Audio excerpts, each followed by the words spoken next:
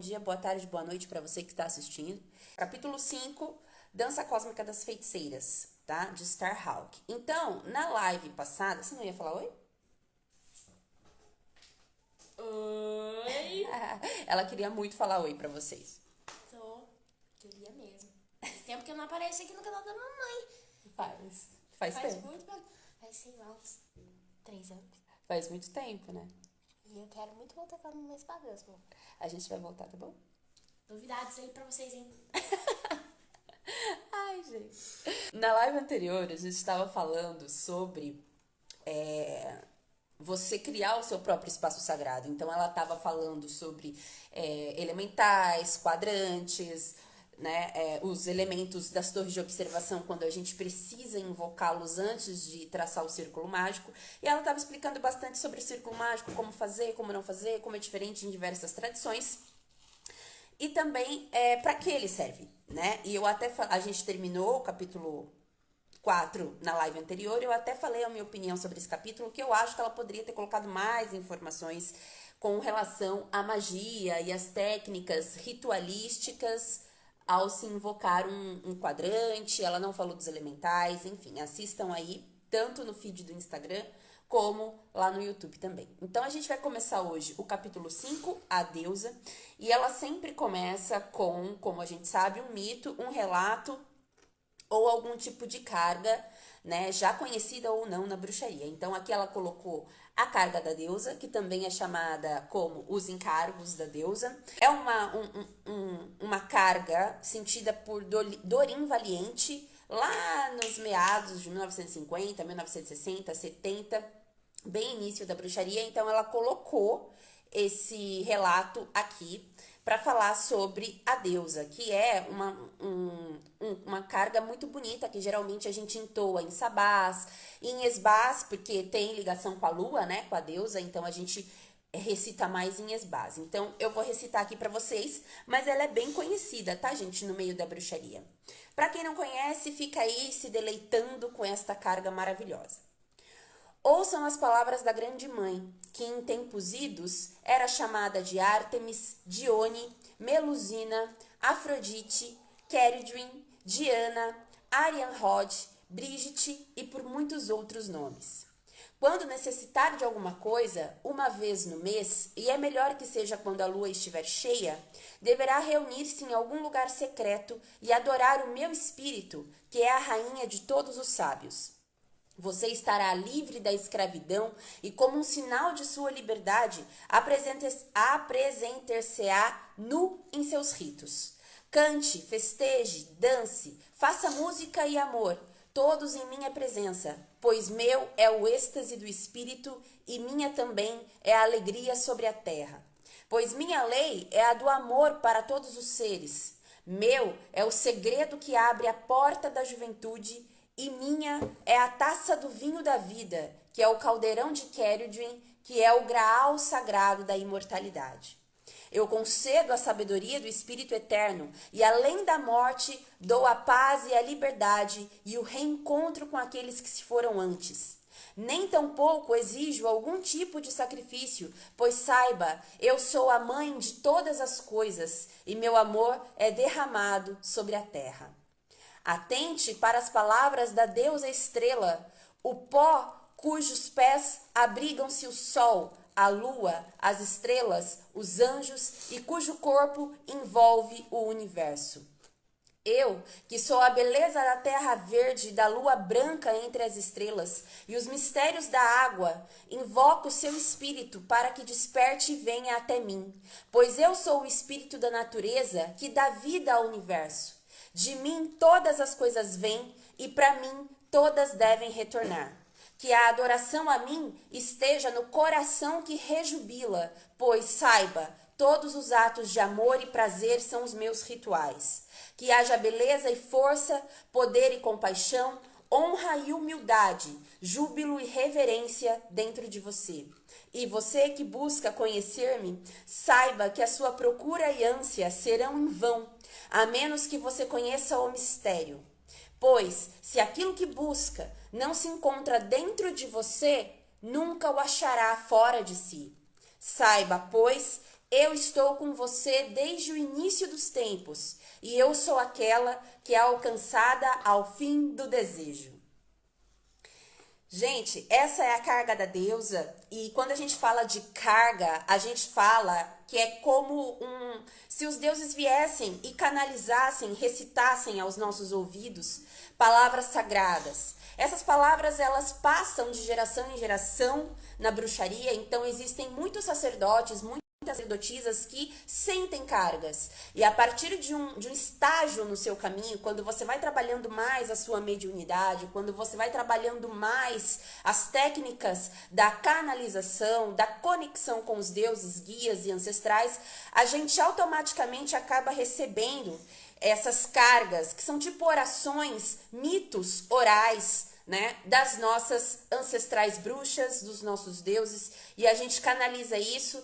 Essas cargas, elas são usadas para rituais, para honra, enfim, para uma série de coisas. Inclusive, a gente recebe também trabalhos mágicos, recebemos também conjurações para feitiços, né? E é dessa forma que a gente se conecta, podemos dizer assim, é o primeiro passo para a incorporação dentro do trabalho de necromancia que a bruxaria traz, né? E essa carga, então, como já falei na live no começo, ela foi sentida por Doreen Valiente e é uma carga muito famosa e conhecida dentro da bruxaria, inclusive várias partes dela são recitadas, encontradas em diversas fontes aí pela internet afora. Então, a partir desta carga, ela começa, então, a falar sobre o resto, né? Ela começa a dissertar sobre o que ela falou. Então, aqui ela começa, na página 82 do capítulo 5, o simbolismo da deusa tem assumido um poder eletrizante para as mulheres modernas. A redescoberta de uma antiga civilização fêmeo-centrada trouxe profundo sentido de orgulho na capacidade de a mulher criar e sustentar uma cultura. Ela expôs as falsidades da história patriarcal e propiciou modelos de força e autoridade femininas. Novamente, no mundo atual, reconhecemos a deusa, antiga e primitiva, a primeira das deidades, padroeira da Idade da Pedra e suas caçadas e dos primeiros semeadores, sob cuja orientação os rebanhos foram domesticados, as ervas curativas logo descobertas, a partir de cuja imagem as primeiras obras de arte foram criadas, para quem as pedras foram levantadas, que era a inspiração para canções e poesia.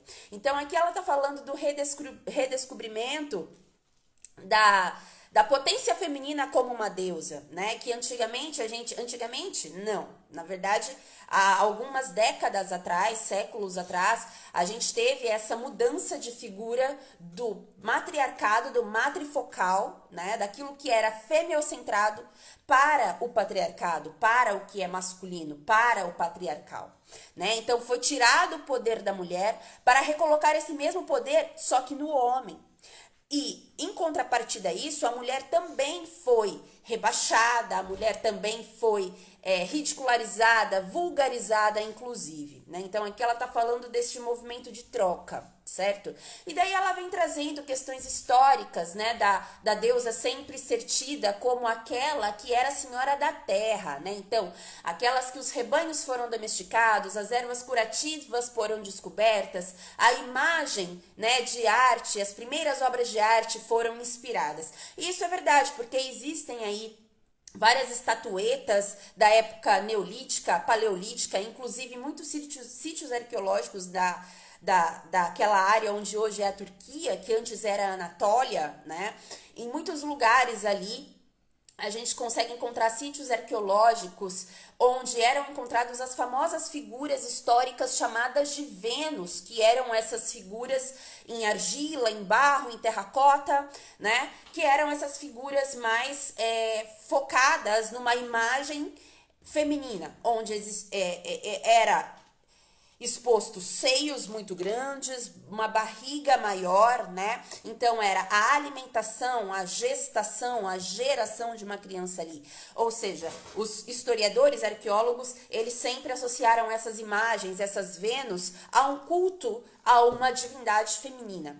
E essas imagens, essas estatuetas, elas foram junto com as pinturas rupestres, né?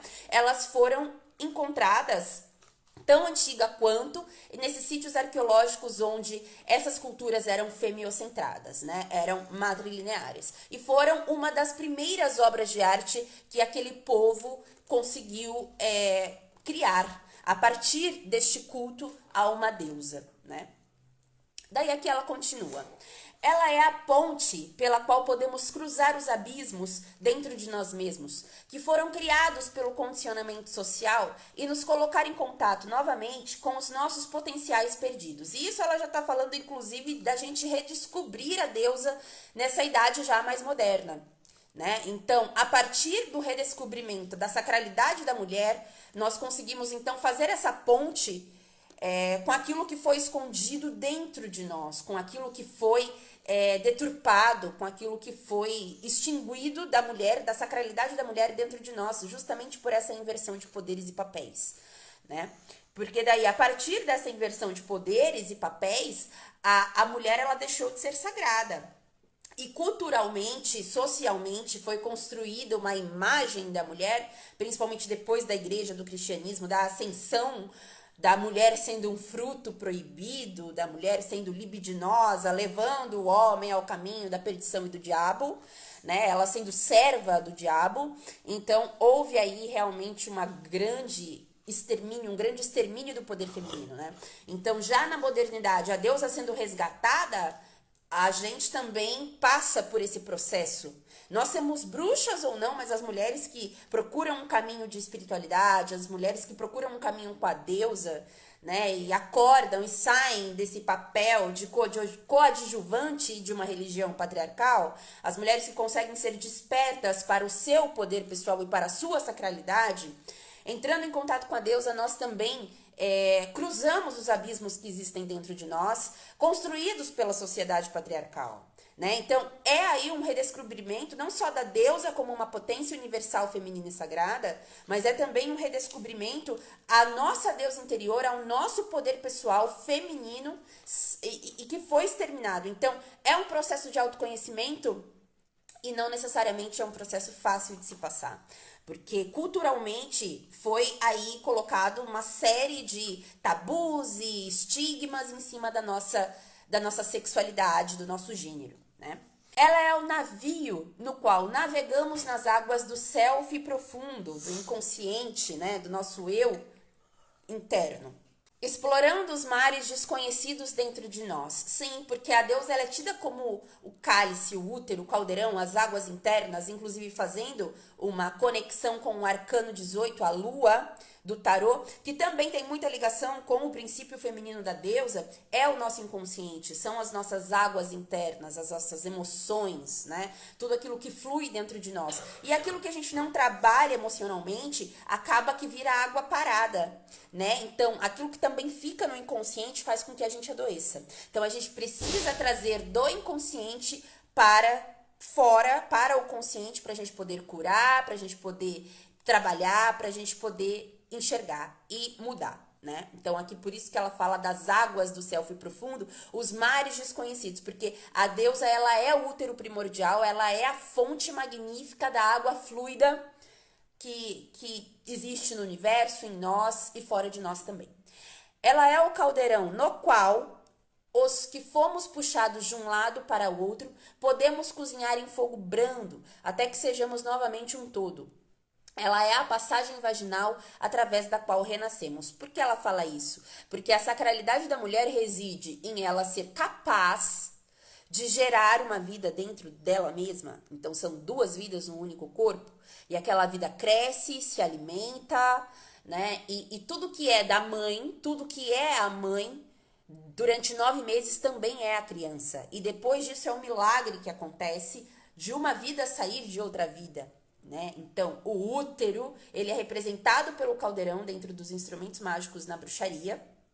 E o útero também é ali todo o caldeirão do conhecimento, o caldeirão do mistério, que é o mistério da vida que a mulher, né, consegue alcançar. Não sem o homem, claro que não, mas quando a gente fala de crenças femeocentradas, a gente tem que lembrar também que na época neolítica, paleolítica, até mesmo os homens não atribuíam o fato da gravidez ter a participação deles.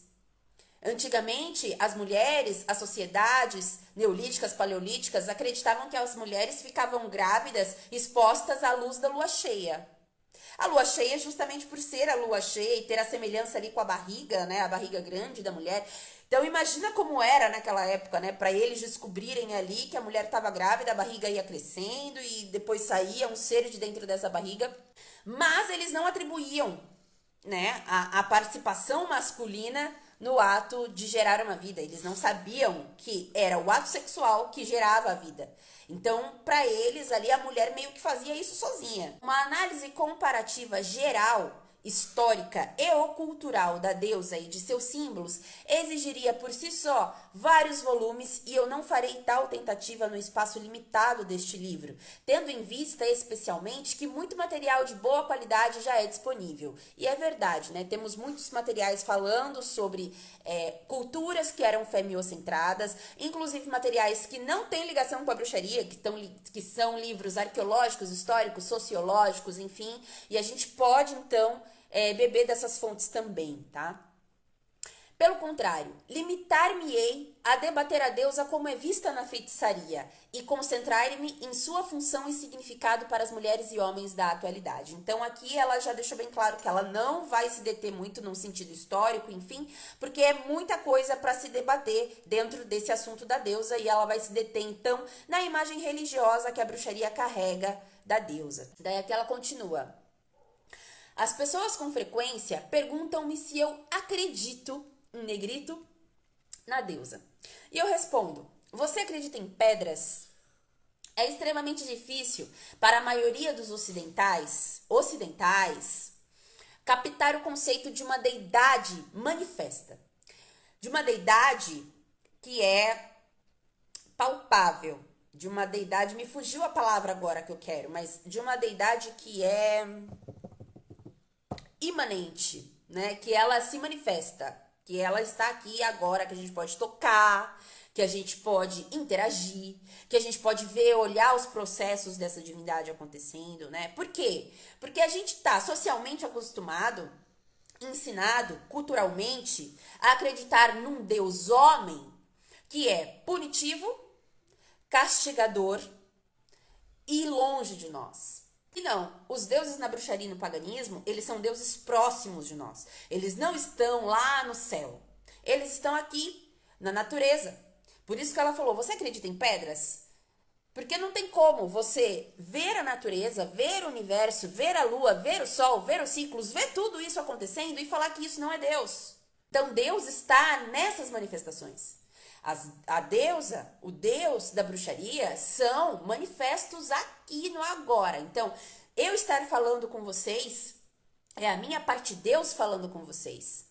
É eu explicando sobre os meus deuses, porque eu sou todo, todo está em mim e eu estou em tudo também. Então, a mesma matéria que é feita aos deuses, eu também sou feita. Então, eu tenho parte de Deus. Eu tenho Deus dentro de mim. Você tem Deus dentro de você. Deus, deusa.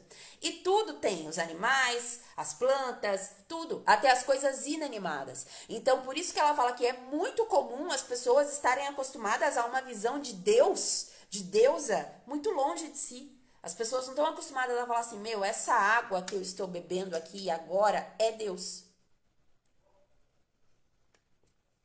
Porque aqui existem elementais que alimentam o meu corpo e se ligam às águas que existem dentro de mim. Que são as mesmas águas que eu bebo, que são as mesmas águas dos mares, que são as mesmas águas dos rios, as mesmas águas. Né? Então, assim, quimicamente falando, cientificamente falando, a gente também pode entrar nesse assunto, justamente era isso que o ocultismo e a alquimia faziam. Trazer a sacralidade que existe lá fora para dentro de nós. Nós somos feitos, quando na carga da deusa ela fala assim, nós somos feitos do pó das estrelas, ela não está sendo metafórica, ela está falando que nós somos feitas do pó das estrelas. Por quê? Porque se a gente for pegar os componentes químicos que existem numa estrela, no Sol, por exemplo, a gente vai ver que dentro de nós também tem. Certo? Que existe fósforo, carbono, e todas as outras químicas que existem dentro do Sol, em menor ou maior escala, também existem em nós. certo? E também existe naquilo que a gente bebe, também existe no café que a gente bebe. O café tem o seu espírito protetor, o seu espírito guardião, o espírito que anima, que dá cor, que dá gosto a essa planta, certo? E as plantas medicinais, elas foram descobertas a partir do contato, muitas delas, com os seres que residem e animam aquela planta. Então, por isso que a gente fala que tudo é Deus, tudo é deusa. Pra gente, a nossa divindade é manifesta. Ela é aqui, você pode ver, sentir, interagir e tocar, ok? A frase acreditar em, entre aspas, implica que não podemos conhecer a deusa, que ela é, de alguma maneira, inalcançável, incompreensível. Mas nós acreditamos em pedras. Podemos vê-las, tocá-las, cavá-las de nosso jardim ou impedir que as crianças atirem-nas umas nas outras. Nós as conhecemos, ligamo-nos a elas. Na arte, não acreditamos na deusa, ligamo-nos a ela.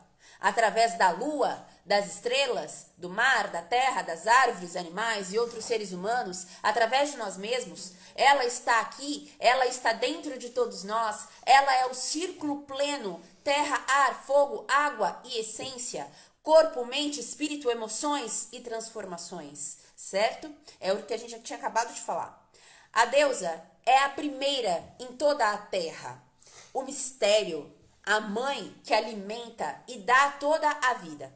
Ela é o poder da fertilidade e geração, o útero e também a sepultura que recebe, o poder da morte. Tudo vem dela e tudo volta para ela. Sendo terra, também é a vida vegetal, as árvores, as ervas e os grãos que sustentam a vida. Ela é o corpo e o corpo é sagrado. Útero, seios, barriga, boca, vagina, pênis, osso e sangue. Nenhuma parte do corpo é impura, nenhum aspecto dos processos vitais é maculado por qualquer conceito de pecado. Nascimento, morte e decadência são partes igualmente sagradas do ciclo. Se estamos comendo, dormindo, fazendo amor ou eliminando excessos do corpo, estamos manifestando a deusa. A deusa da terra é também o ar e o céu, a celestial rainha do céu, a deusa estelar, regente de todas as coisas sensíveis mais invisíveis, do conhecimento, da mente e da intuição. Ela é a musa que desperta todas as criações do espírito humano. Ela é a amante cósmica, a estrela da manhã e do entardecer, Vênus, que surge nos momentos de amor.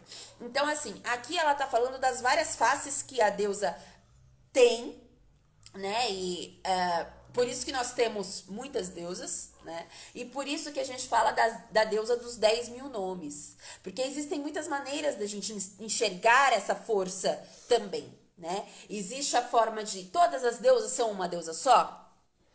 Ou cada deusa é uma deusa diferente? Qual é a sua opinião? Como você leva isso? Deixa aí pra mim nos comentários.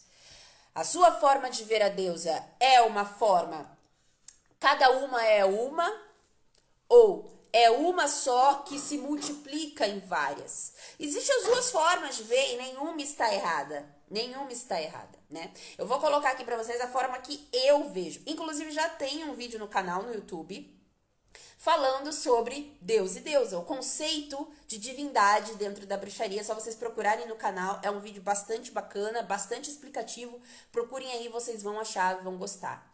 Eu acredito que a deusa, ela é uma grande força universal e prímeva. Não só a deusa, mas como os deuses, essa força de criação, né? Que é masculina, que é feminina, que é essa mistura. Eu acredito que existe essa força primordial e dessa força primordial emanam braços e pernas. Para que nós possamos nos comunicar melhor com essa força maior, nós precisamos de forças menores, né? Como se fosse uma hierarquia. Então, existe uma hierarquia de seres, existe uma hierarquia para que a gente possa se comunicar de uma forma mais fácil. Mas isso não significa que a gente precisa de intercessores para nos comunicar com essa energia maior. Se você quiser se comunicar só com a deusa, sem nenhum tipo de nome ou face. Ah, eu não tenho uma face da deusa, uma madrinha, uma deusa mãe, não tenho. Eu chamo de deusa e Deus, simplesmente deusa e Deus. Tudo bem, porque nada te impede de você ir diretamente na fonte, de você buscar contato com essa fonte diretamente. Mas também nada lhe impede de falar, olha, eu quero trabalhar com essa face da deusa, eu quero sentir esta emanação, eu quero sentir esse tipo de energia. Não existe também nenhum problema nisso. Por quê? Porque independente dela ser 1000, 10.000 ou uma só, tudo faz parte dela. Então, qualquer energia que você entrar em conexão, você vai sentir essa presença.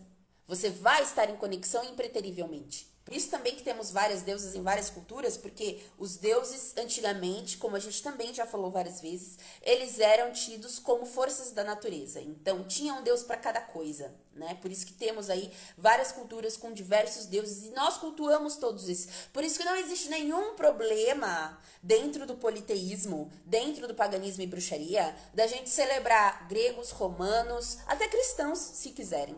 Não existe problema. Não existe problema.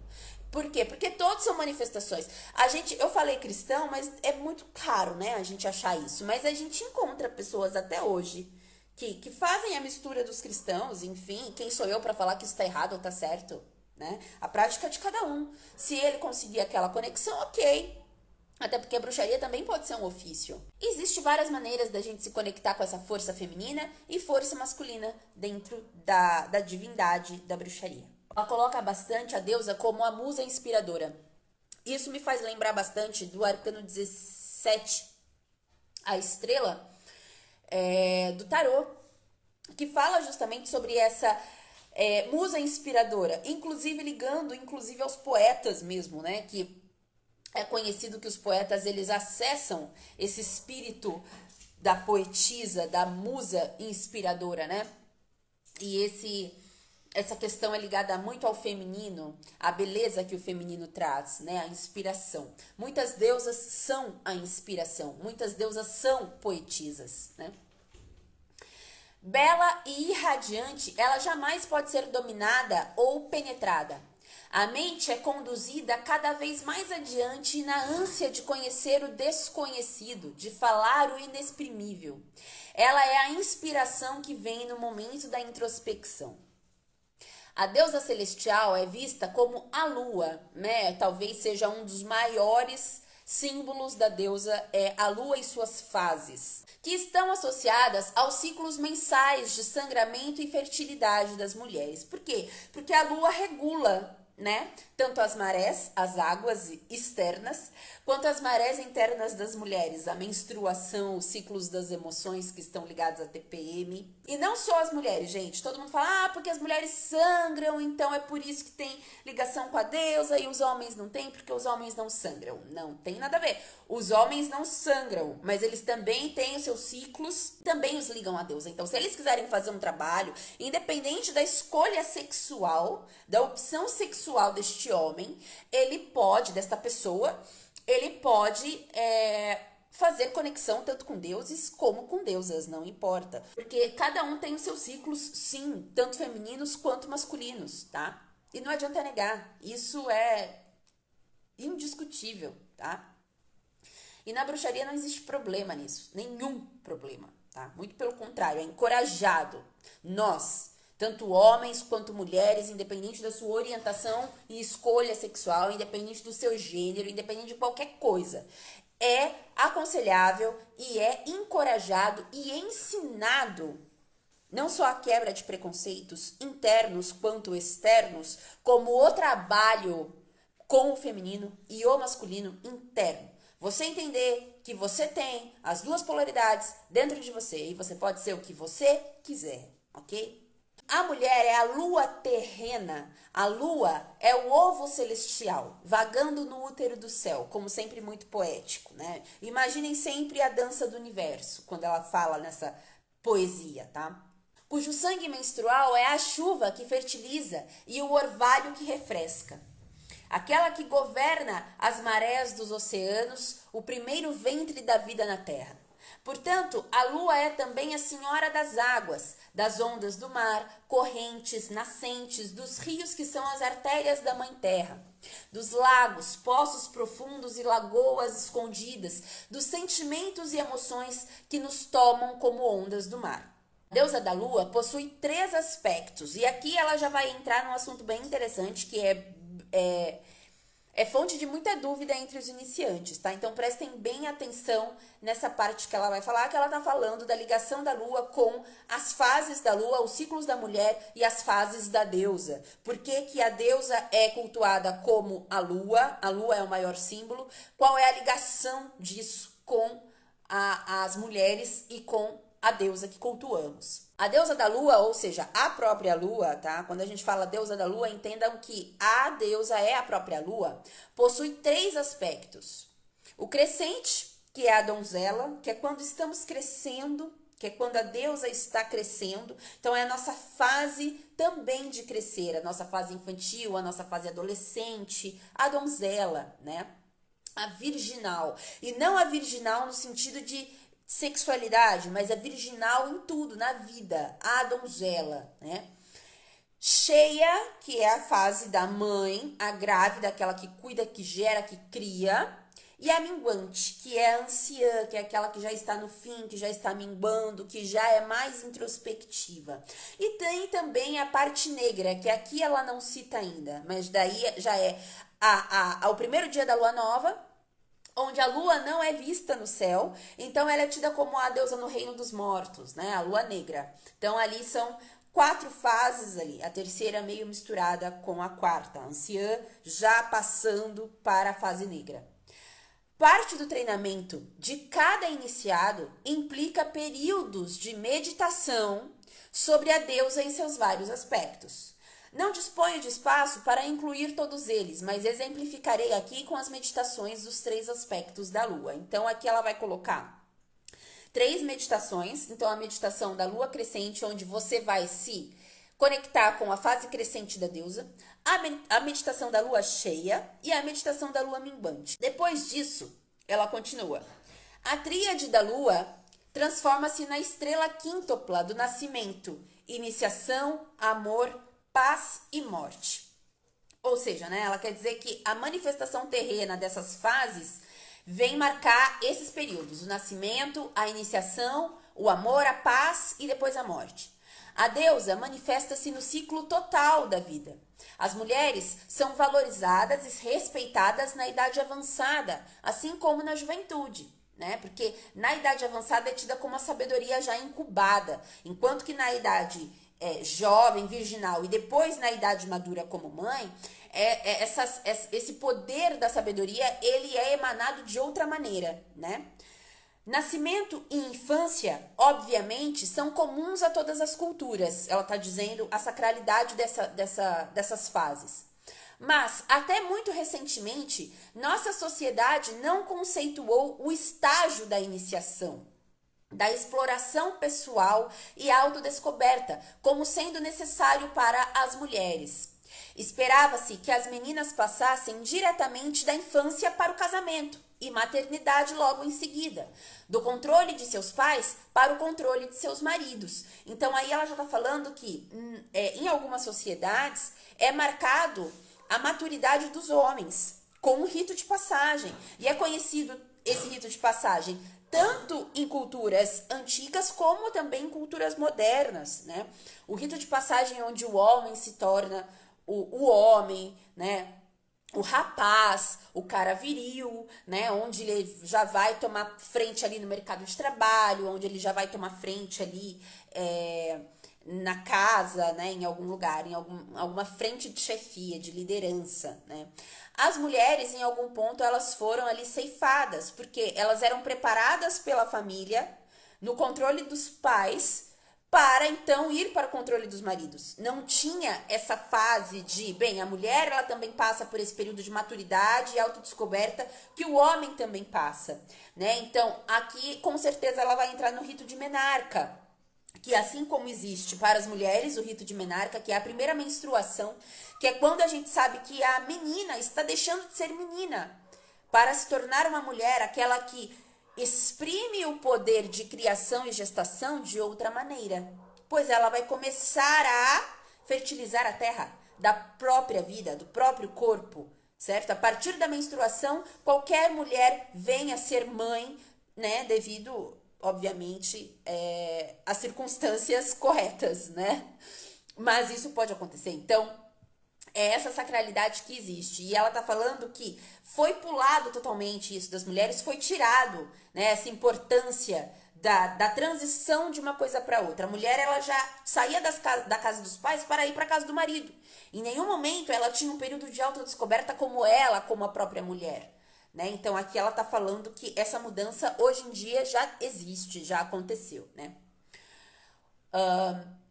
Uma iniciação exige coragem e autoconfiança, características que as meninas não eram estimuladas a desenvolver, porque a gente era muito ensinada a vamos servir os pais, vamos servir a casa, os maridos, mulher tem que cuidar, mulher tem que limpar e cozinhar e tal, e o homem tem que ir trabalhar, o homem tem que prover o sustento, o homem, entendeu? Então não foi suprido, não foi ensinado às mulheres certos conceitos que para homem foi, né? E isso estimulou, na verdade, não.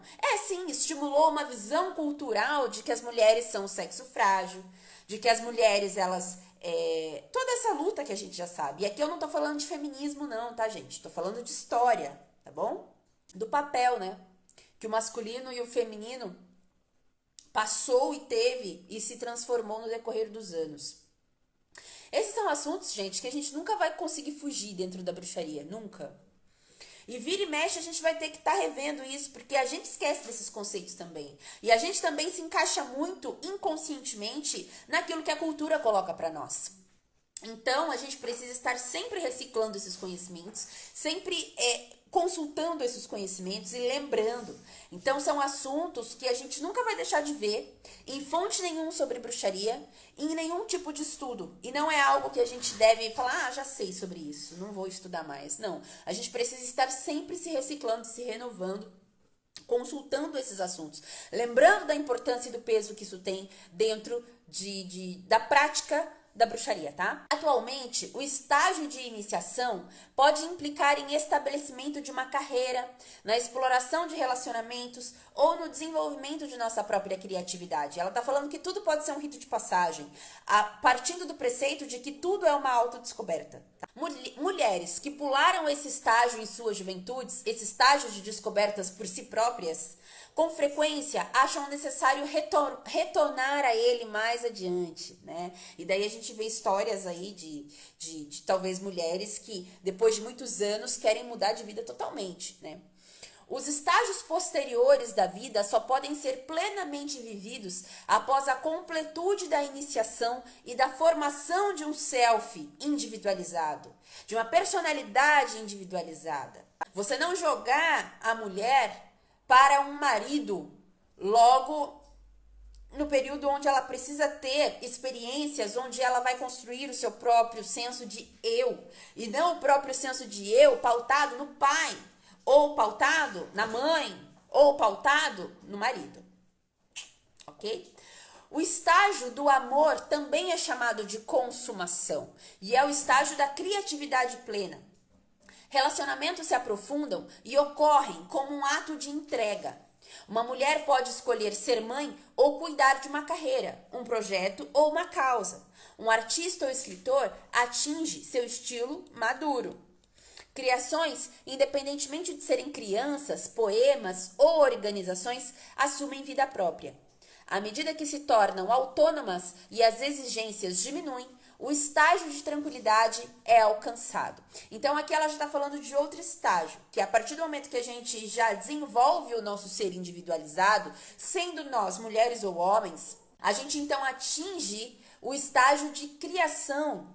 E essa criação e gestação, ela não se restringe a filhos, nem família. Ela pode ser uma carreira, ela pode ser uma causa, ela pode ser um livro, ela pode ser uma organização, ela pode ser qualquer coisa.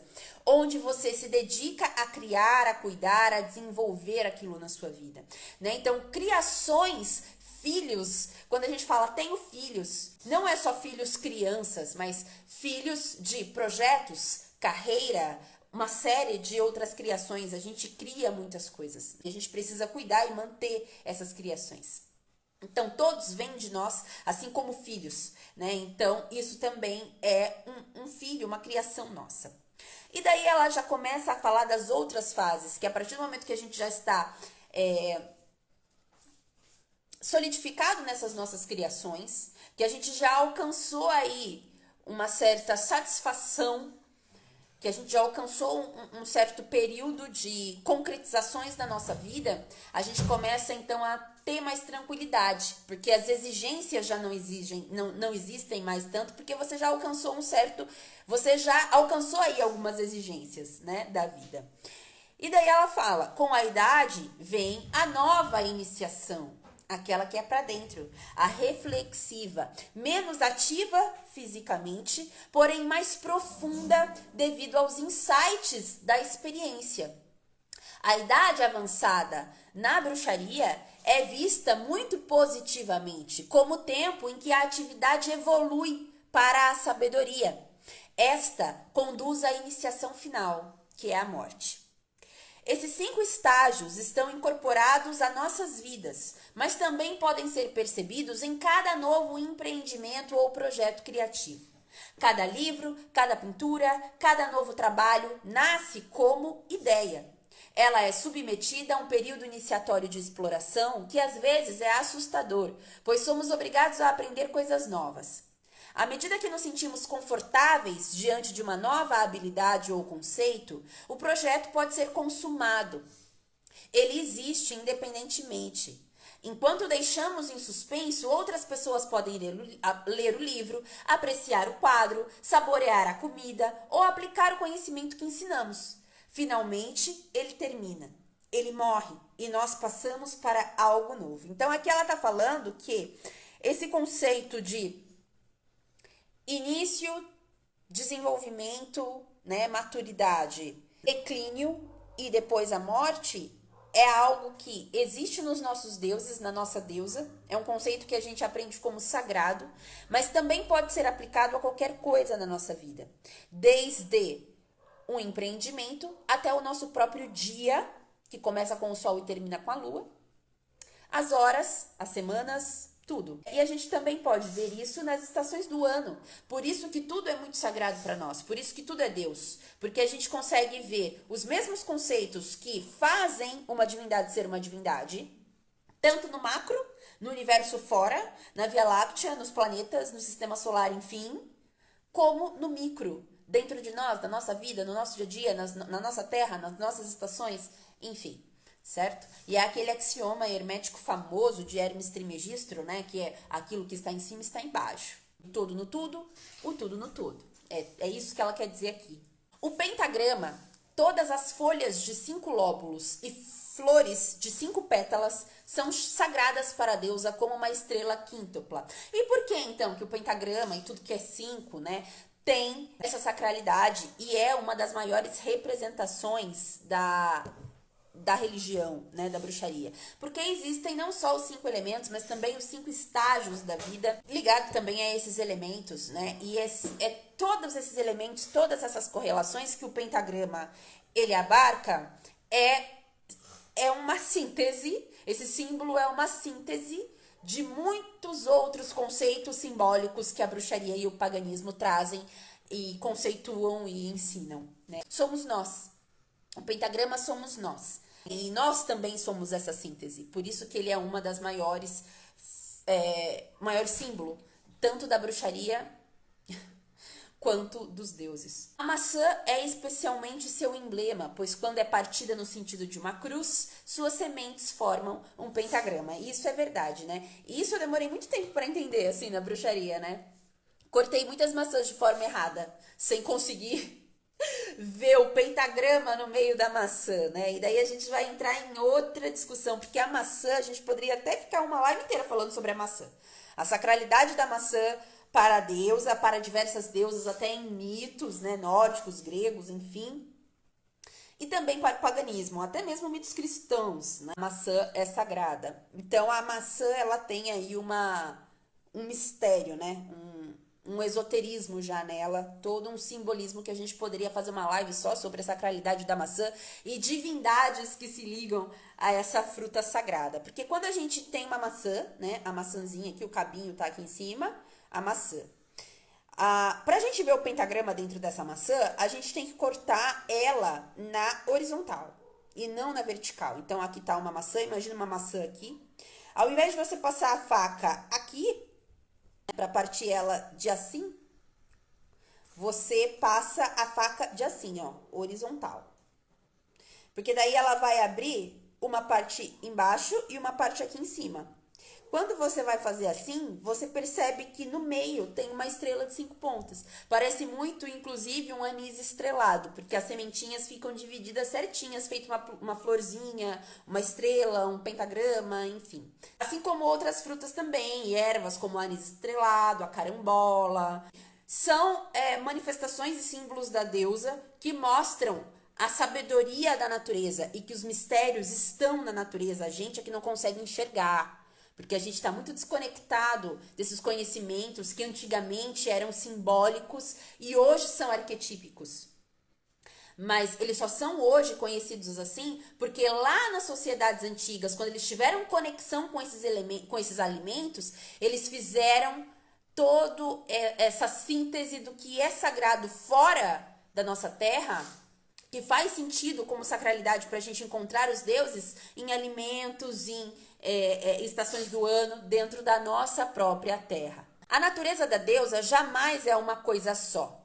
Onde quer que ela apareça, corporifica ambos os polos da dualidade, vida na morte ou morte na vida. Ela possui muitos nomes, 1000 aspectos. Ela é a vaca leiteira, a aranha que tece, a abelha com penetrante picada. Todos esses animais são muito emblemáticos para a deusa. Ela é o pássaro do espírito e a porca que come o próprio filhote. A cobra que troca sua pele e se renova. O gato que enxerga no escuro.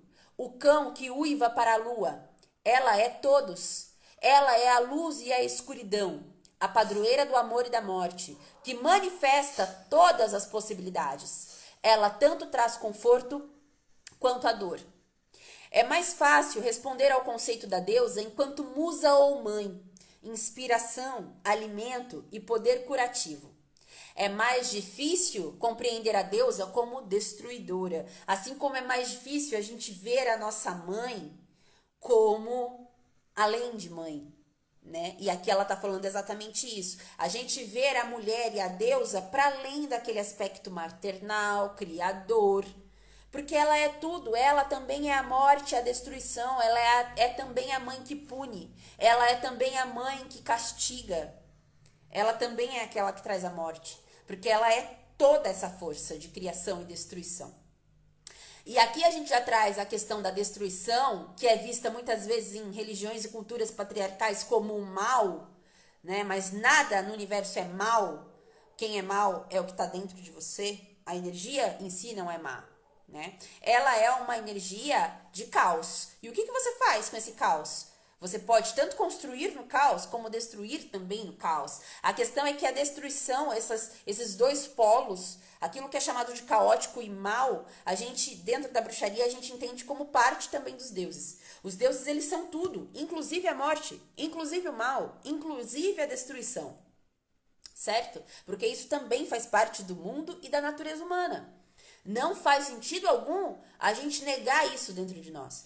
Não faz sentido algum a gente também vibrar nessa energia o tempo todo. Mas existem bruxos que vibrem na energia disso.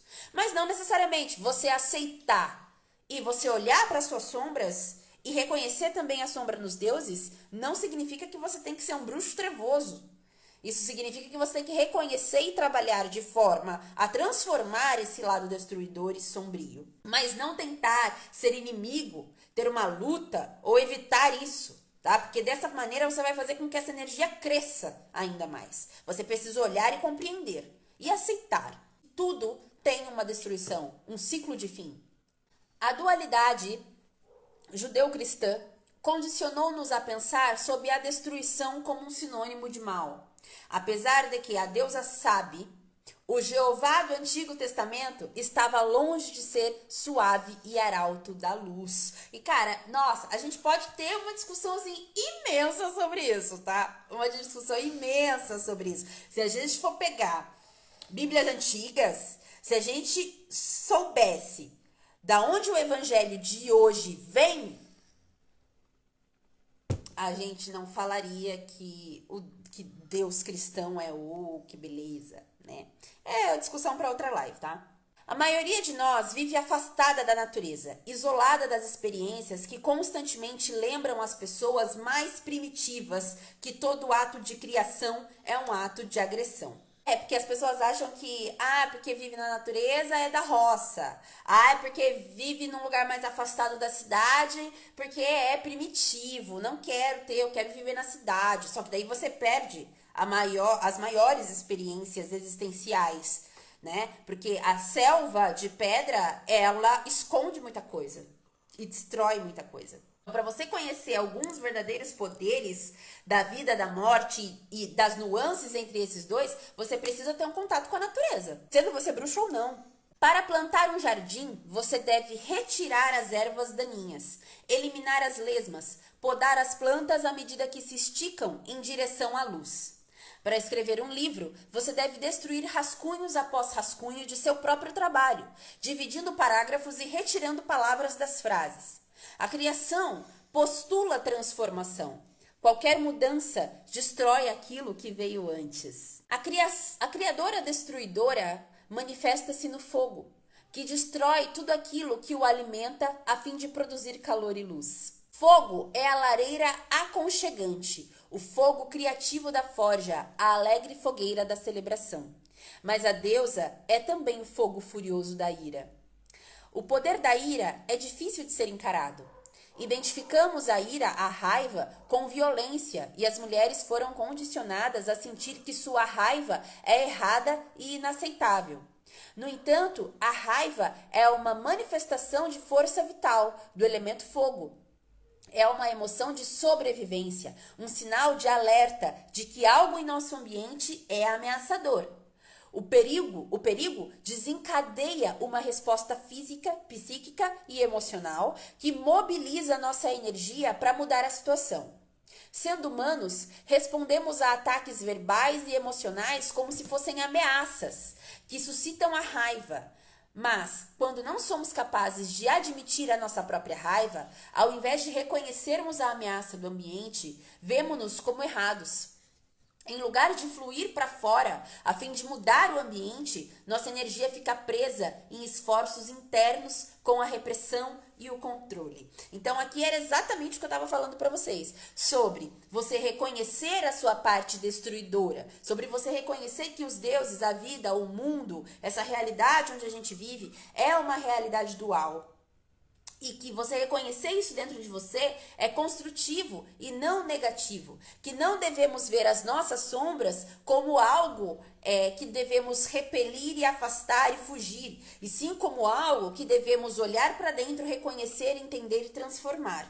Porque enquanto nós nos condenarmos e nos culparmos pelas mortes internas, pelas coisas ruins e feias, sombrias que existem dentro de nós mesmos e que isso é natural, porque existe até mesmo na natureza, o processo de criação é esse, de declínio e subida, né, de ascensão e também de vida e morte, né, de positivo e negativo, e isso existe na natureza e também existe em nós. A aceitação disso e o trabalho, a consciência, trazer para a consciência é o processo de transformação e de cura dessa nossa faceta destruidora.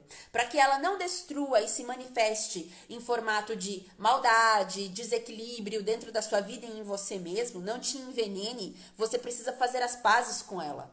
Olhar para essa face de destruição e falar, tudo bem, eu sei que você existe, mas eu preciso entender. Que mudança você quer que eu faça? Por que você está se manifestando desse jeito? Você conversar com você mesmo, com as suas emoções destrutivas e sombrias. É dessa maneira que a gente consegue controlar melhor as nossas sombras, que a gente consegue fazer as pazes com as faces destrutivas do mundo, dos deuses e de nós mesmos, e não reprimindo e negando a existência disso. tá? Então, vamos terminando por aqui a nossa live de hoje. A gente parou na página 85 do capítulo 5, A Deusa, do Lendo com a Bruxa, Dança Cósmica das Feiticeiras de Starhawk. Eu espero que vocês tenham gostado. A nossa próxima live continuaremos ainda este capítulo. E é isso. Um beijo, muito obrigada. Também obrigada a você que assistiu até o final depois. Ok, gente? Um beijo e até a próxima. Tchau, tchau.